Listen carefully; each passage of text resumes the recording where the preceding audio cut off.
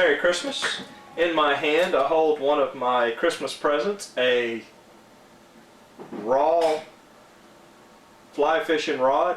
Anyway, we're going to build another fly rod. This is going to be an 8-foot 4-weight rod. It's a little smaller than the last rod we built. Inside this box here, come on over, take a look. You can see all the components that I'm going to need to build this rod. So we're going to take it nice and slow and do it right. So the first thing I need to do is go get all my tools and gear and junk that I need to build this rod nice and slowly out of storage. So let's go do that.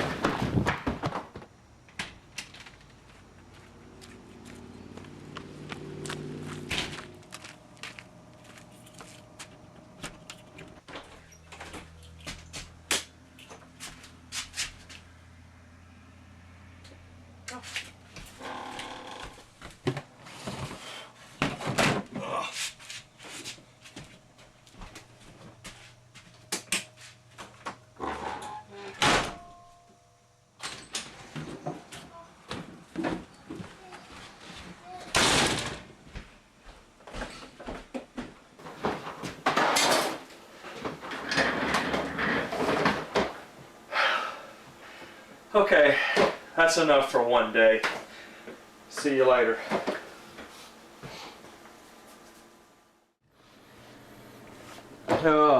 I'm sick today, so I stayed home from work. Pam and Ian are in Maryland, but I'm so bored out of my mind I thought I'd come back here. I needed to look up something here, right here. It's the guide sizing and the space that I need in inches that I need to put the guides apart on the thing. So I'll probably make a copy of this. Here we go, fly rod sizing and spacing position. I'll make a copy of this and it'll let me measure out exactly where the guides need to go. And then I think I'll go back in the front room, find me a movie, and be sick the rest of the day. It's an old nasty rainy day. Finally scored a day off. Thought we'd do something simple at least to the rod. We're going to locate the spine, and that's the try to find the ventral side of the rod that it normally bends to, and that's where we'll put the eyes on the inside, so when you cast it will automatically whip into that natural bend that this particular graphite rod has. So let's do that. I need to find my grease pencil in this box right here to so I can mark the inside of the spine with a grease pencil. I can mark it off, wipe it off later. Oh my.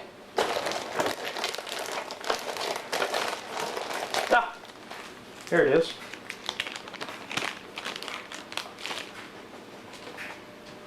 First things first, I'm just going to do the small upper piece first. This is something that's really hard to show on video, but I'm looking for that natural bend in this, and I'm going to twist it. And I'm feeling for that natural bounce.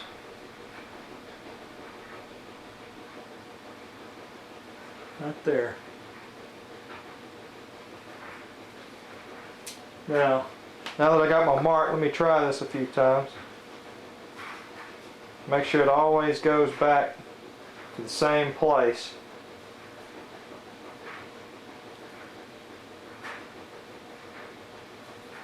That's it. Alright, now we're going to take the bigger piece. This one will be a little more difficult because it's a little stiffer. Put it under a little tension here and roll it.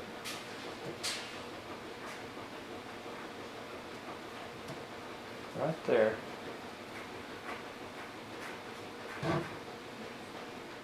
Alright, let's put that to the test a few times.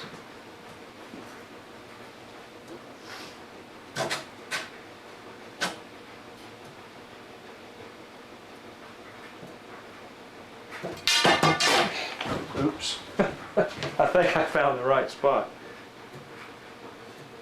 With the spine marked now on the upper piece, I can mark the different lengths of where the eyes are going to go. And I'll probably do that. I can't do much to the bottom piece right now because I'm still having problems finding tools that I need to cut the cork and stuff like that. I need to get all that done on the lower piece before I even start putting the eyes and the hook keeper and stuff on it. But I can mark this one out real quick with the different places that the eyes are going to go. So we will over here get the measuring tape and we'll do that. Pretty simple at this point. I've got my chart telling me in inches at which point I need what size eye, snake guide, and where it needs to go. So it's just a matter of looking at the chart and marking it down. Looks like I need one at 4, 9, and 15 inches. 4, 9, and 15 inches. So let's mark the 4. Mark the 9.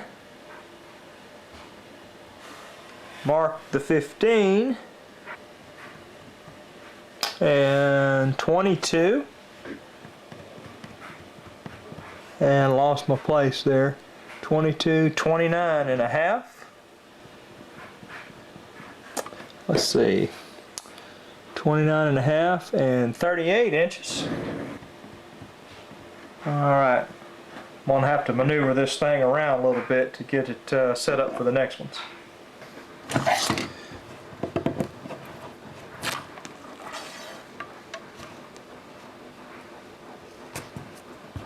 Go ahead and stick this on there. Line up my marks here on the spine. Be careful not to split it.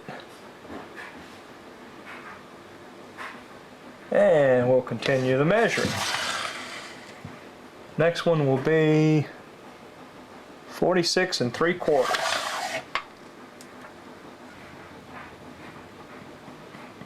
Alrighty, 46 3/4 and 56 1/4. And I've run out of room again, but you get the idea. Okay, got them all marked up with the spine. Now I can start putting snake guides on the small piece up here until I can get the cork situation worked out and work on the bottom, but I'm going to save that for another day.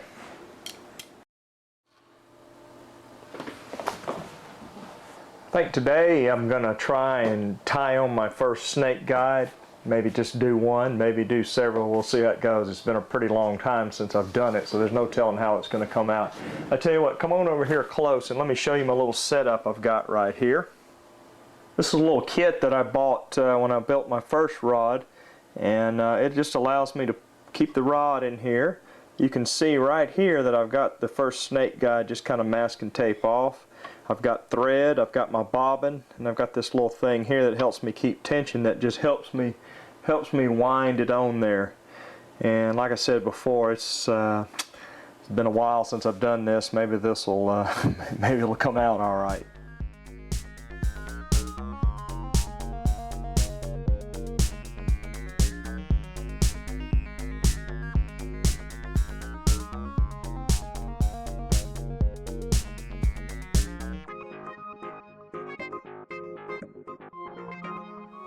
Well, okay, there's the first one.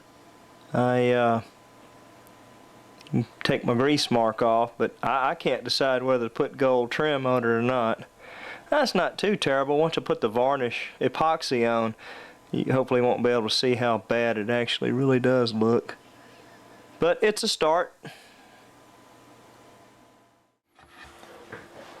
Alright, it's the next day, and I thought what I'd do today is I'm going to put another snake guide on, and I'm going to try to get up close and personal so you can actually see how tedious it can be. It's not that hard once you do a couple of them, but we're going to try to get up close, take a look here.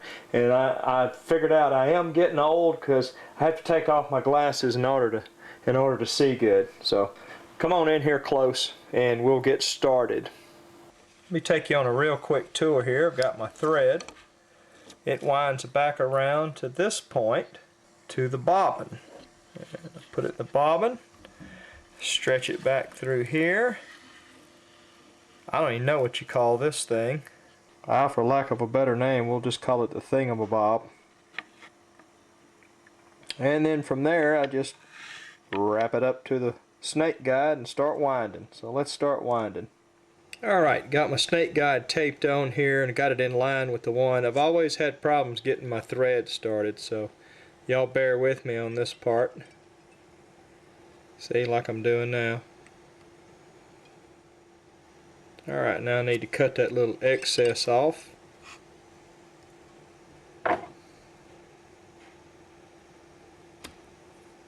Alright, we're ready to wind now.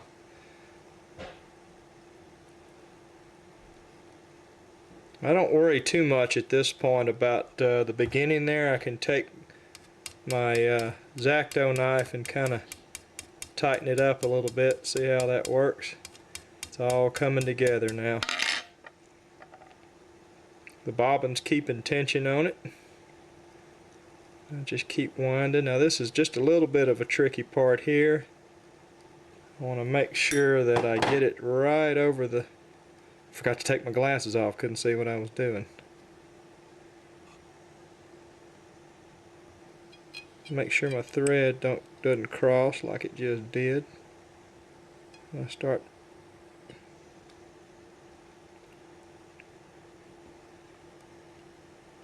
building it up.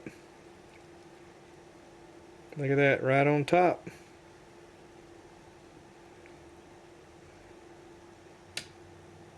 Alright, give me just a second and I'll take off the masking tape. Alright, cutting my masking tape off, I cut my thread, so I gotta start over. So y'all hang in there and I'll get it back to this point in just a second. Alright, now I'm gonna take my loop, a little piece of string loop here. Put it under the string. This is gonna help me in a minute tie all this off. Hey, buddy. Daddy. Yes? I need my mommy. Well, I'm not sure where she's at. When you ain't with your new fishing pole? Yeah, I'm working on it. When you ain't with your new fishing pole? Well, I'm tying the snake guide on and I'm showing everybody. Okay, I've got it wrapped just about right there. Now this part I got to be real careful about because I do not want to accidentally let go of what I've just tied. Mommy? So let me find my scissors. Mommy? Here are the scissors. I'm going to cut this. Run my string through the end of the loop. And this, I always have a hard time doing this because I need like an extra hand.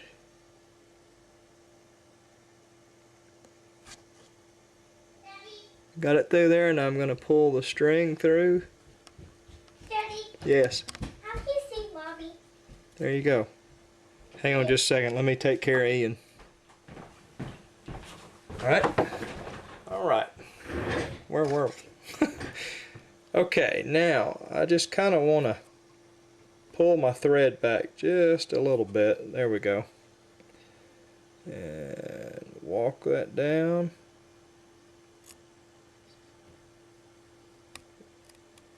Alrighty. Now I got that little part there and I can kind of smooth all my strings up.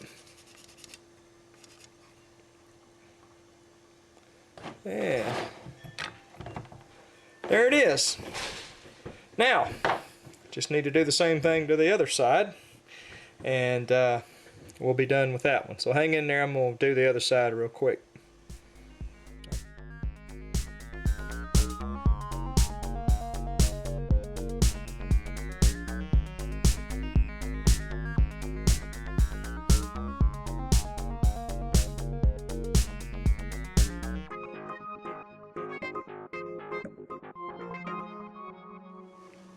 There it is, completed snake guide. Now I just got to wipe my grease pencil out of there and we'll be done. Almost didn't film this. I was working on my cork rings. I needed to drill out the holes first. I'm going to take my file and kind of roughen them up and getting the hole just right so that they'll slip onto the rod. Just making sure that they're doing there good. Haven't decided what quite design I'm going to make, but later on we'll be going to a buddy of mine's house. He's got a scroll saw that I can use to cut some of these up. I'm going to try to create kind of a dartboard effect on the cork rings, but that's what I was doing today. Had a little time getting them ready. Got a nice variety here. I've got some burl rings and some regular cork rings and some real light colored rings. So I'm hoping the design looks good, because once it's glued on there and I get it shaped out on the cork lathe, it's there to stay. We're in the workshop of Guy Yark. He's graciously agreed to let me use his thing back here. He's a man with tools. Bandsaw. Bandsaw? That's the technical term. Okay. Technical term, Bandsaw. B-A-N-D, yeah. Bandsaw. And since we're in a construction zone, I've got my safety spectacles and my hard head on. And we're going to be cutting up some cork rings. So come in here closer and we'll get started. Yeah, what you said. You did say cork rings, right? Yeah, it's the accent sometimes confuses people. All right, first thing we're going to do is to cut it into pie shapes.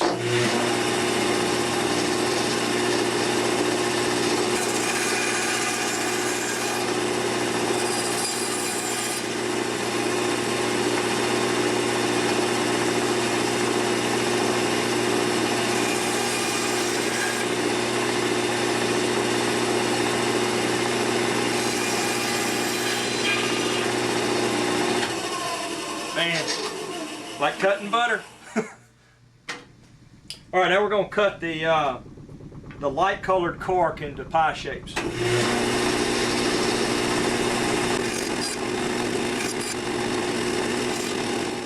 All right, now the fun part. We're going to cut one of these cork rings ventrally now.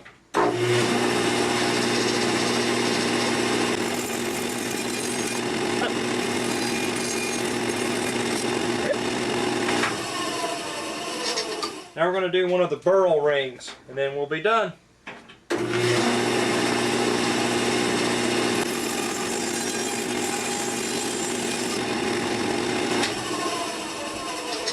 I know all you folks watching out there, and even you, Guy, may have not quite a visual on what I'm trying to do here, but that'll all make sense in the video when I start creating the handle of the fly rod. Hopefully it'll all come together then, and either you'll see that I really do have mental problems, or I'm really creative.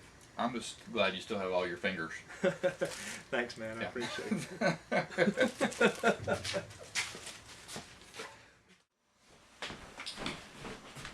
Can you believe it? I got 2 days off in a row, so I'm going to take advantage of the time and work on the fly rod a little bit. What I'm going to do is I'm going to put some thread at the bottom of the top piece. That'll keep it from splitting when I join the two together, to give it a little more strength. And while I'm working on that, I think Pam's in her little cubby hole back there. Pam, are you back there? I'm here. She's there. But come on in close and we'll fix that. Alright, I've got it started here. And hang on, we're just going to speed it up.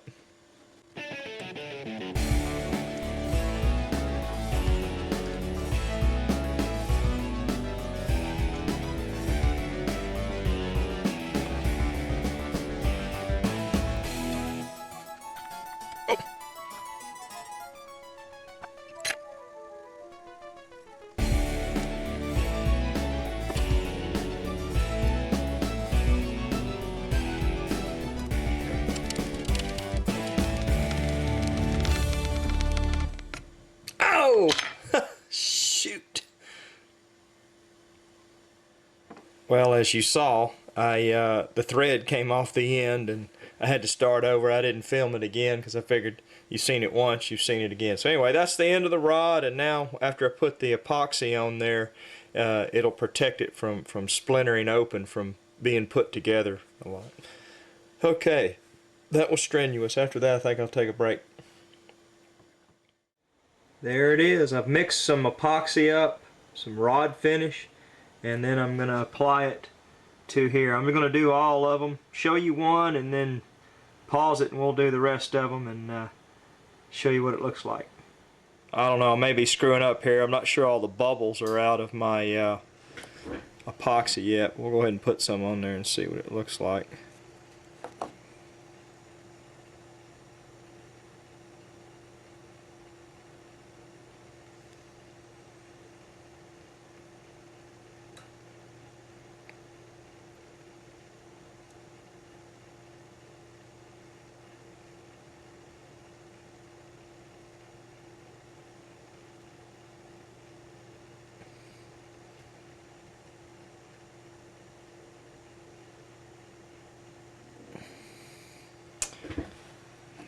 not much to it.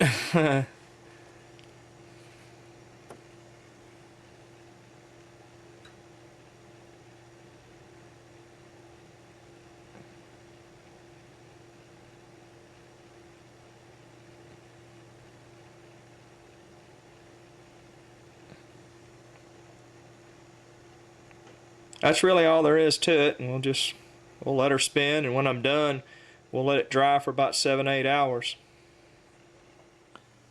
Now you just kind of the waiting game and let gravity take its effect.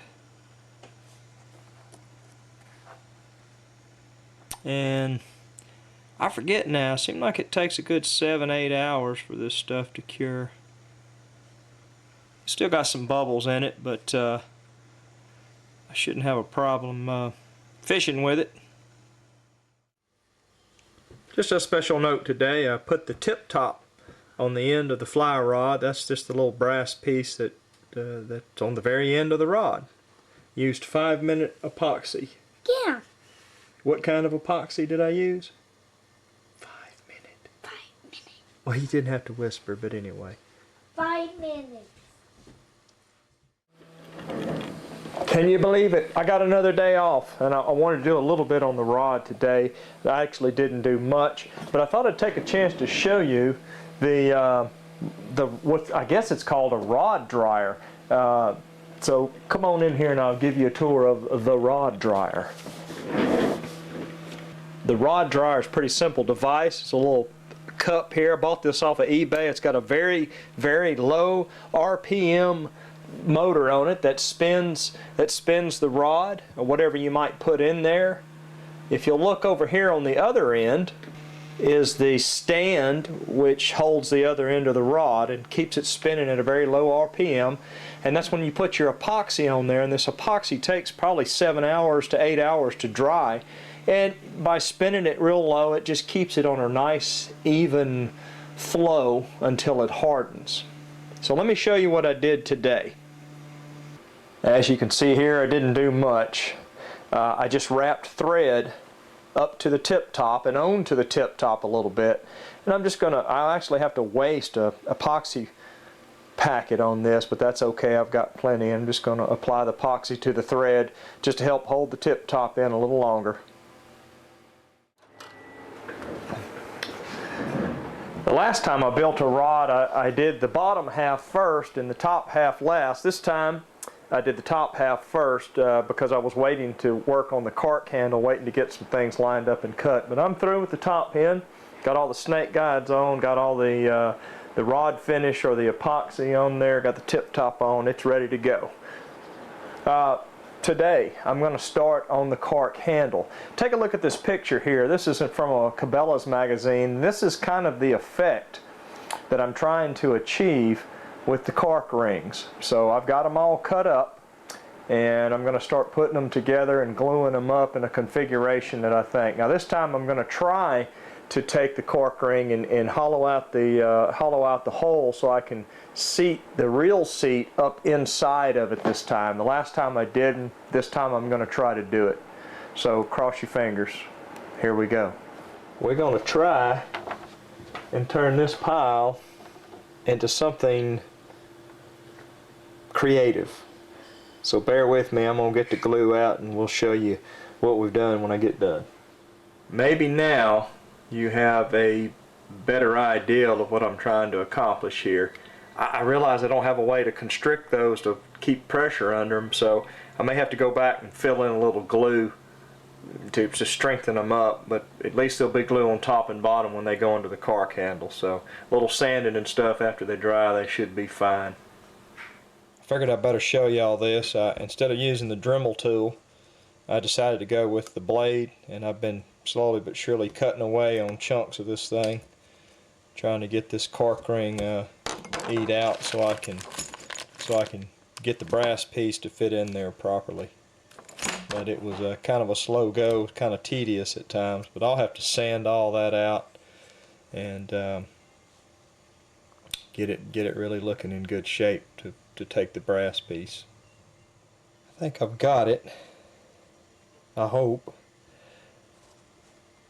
Got this where it'll slide in there now.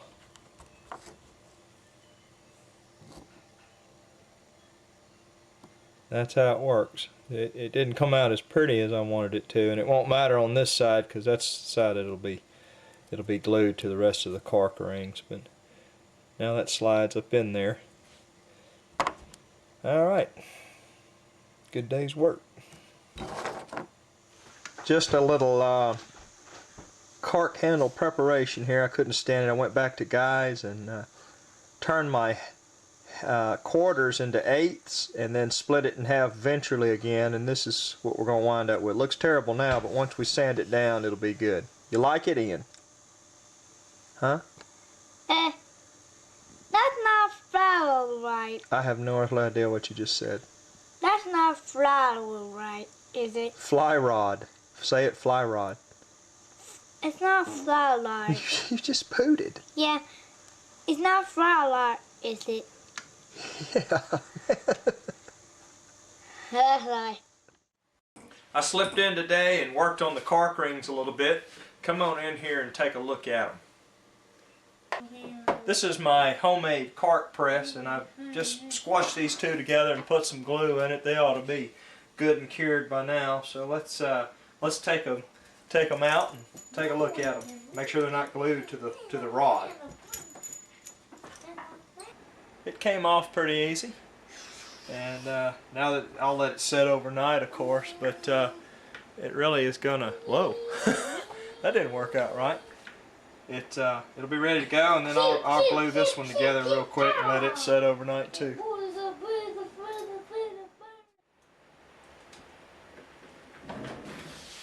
Today is cork handle day. I'm going to glue the cork handle today and put it in my homemade cork handle vise thingy. So come take a look at this. Here's the basic layout of it. Now this is the piece that the brass ring is going to go in. I'm not going to put it on the vise. We'll attach it later. I don't want to put this thing under so much pressure that I break this. We'll apply it later. But I need to get all these on the rod, glued together, squished together, and then we'll go from there.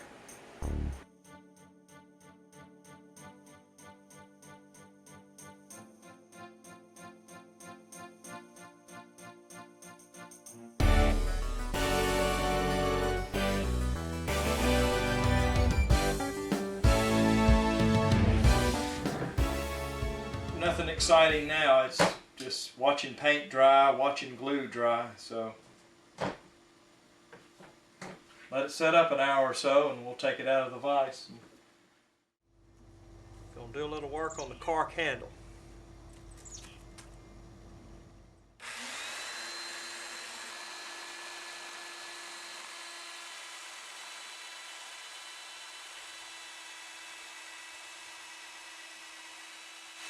Well, there we go. It's I've got it kind of smoothed down to almost to 1 diameter, and I'll start putting the point on the front. The pattern isn't showing up quite the way I hoped it will, but it may after I clean all the dust and stuff off of it. That's enough for one day. I'm dusty. The device is dusty, and it's time to give it a break. I've got a little bit of time tonight, and I thought I would add a coat of spar urethane onto my reel seat piece of wood insert. Look at that, man. That is called spalted maple. I got this from a guy in Colorado. So let me pop the top on my urethane, go ahead and turn it on, and we'll get started.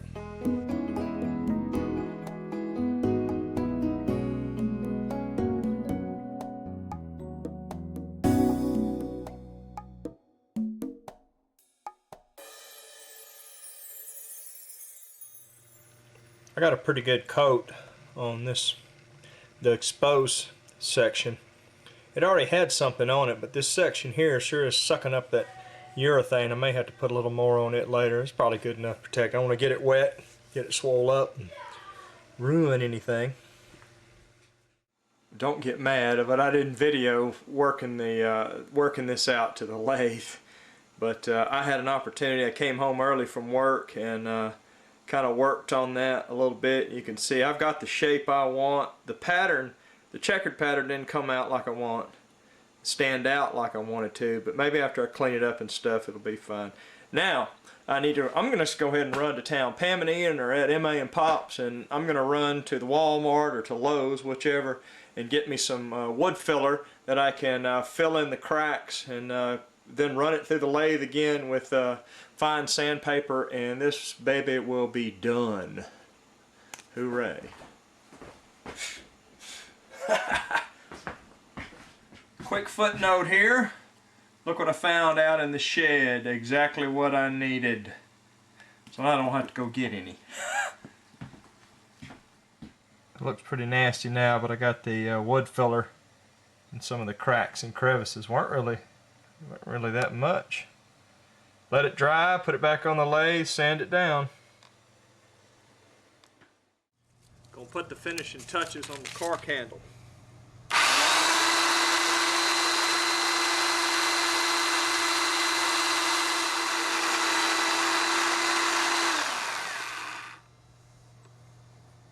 Oh yeah, take a look at that. I think that that came out pretty nice. I'll go inside now and clean it up and take it off the threaded rod, and I think we'll be done. We'll be ready to put it on the pole. Well, one thing has happened. I have put the cork handle I made on the rod, epoxied it on there. Now what's fixing to happen is, this is the winding check. It will just be pushed up against there, and the next thing that'll happen is I'll take the hook keeper and I'm going to wind it on there. Alright, little video magic there. Got the first side done. Now one thing I want to tell you is what I do here, since I'm left-handed, my handle's on the other side, so I put the hook keeper on the very bottom, the same place that the rest of the snake guides go. So if you ever put a right-handed reel on there, you can still use the hook keeper. It's not offset for a right-hander or a left-hander. Alright, let's do the other side.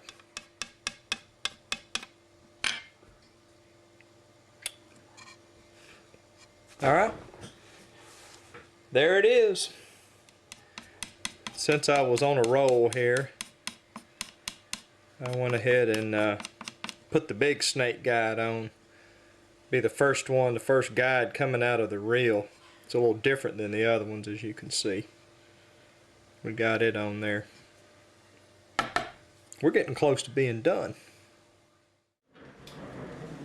Okay, through laziness, a lot has happened since the last time I videoed. I just came in here and did some little bitty things on the rod and didn't take time to video it, so come on in here closer and I'll show you what's going on.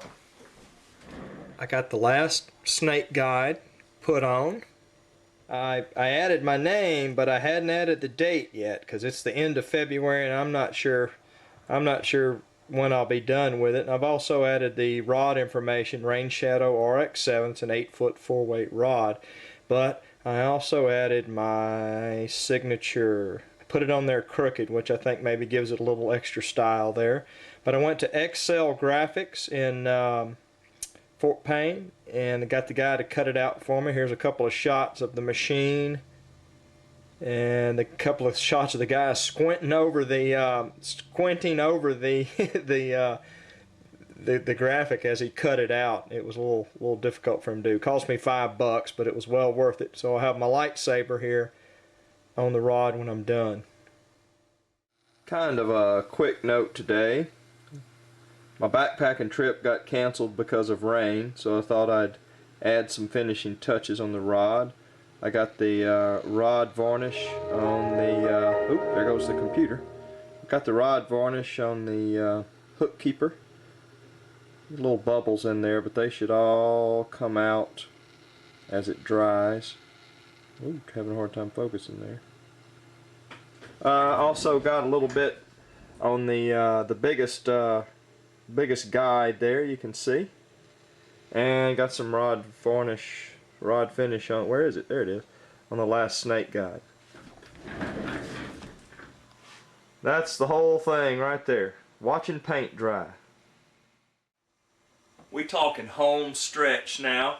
I've got my reel seat. I'm going to take all the tape off of it because I've got components already epoxied on there, and we're getting ready to put the reel seat on the rod. So I've got my mixing cup, got my epoxy. I've got some denatured alcohol here in case I make a big screw up, it'll cut the epoxy off. So I'm going to put my new reel on this, and it'll help me make sure when I put it on there that everything's lined up. So let me get that done, and we'll be ready to take the next step. Mix this up about a minute, and then it'll be ready to apply. Oh, phone's ringing. Where are they now? Are you like building a fishing rod? Yes, and I'm doing the last part here. Alright, got it on there. Sorry I didn't video, but when you're dealing with 5-minute epoxy, you got 5 minutes, and I used a minute to mix it, so I only had 4 minutes to make sure everything was straight. I also put the end cap on there. Now we just let it set up, and gotta cross my fingers that everything's lined up properly.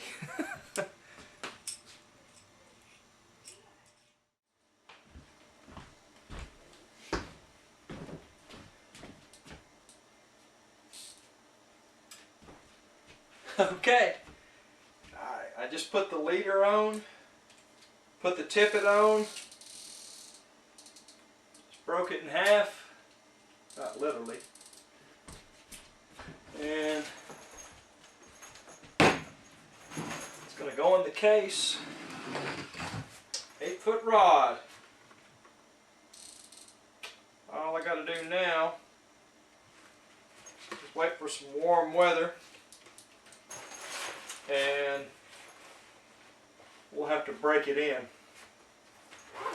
catch a fish.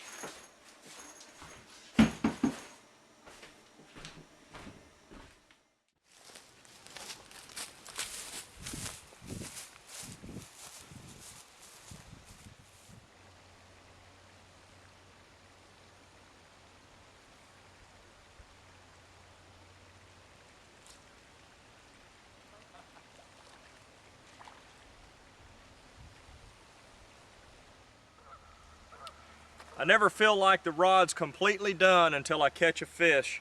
I'm here at Rick's farm in Christie's Lake, and a little largemouth bass right here, so I can officially say that my my fly rod is complete. Hope you enjoyed this diary of building the 8-foot fly rod. See you.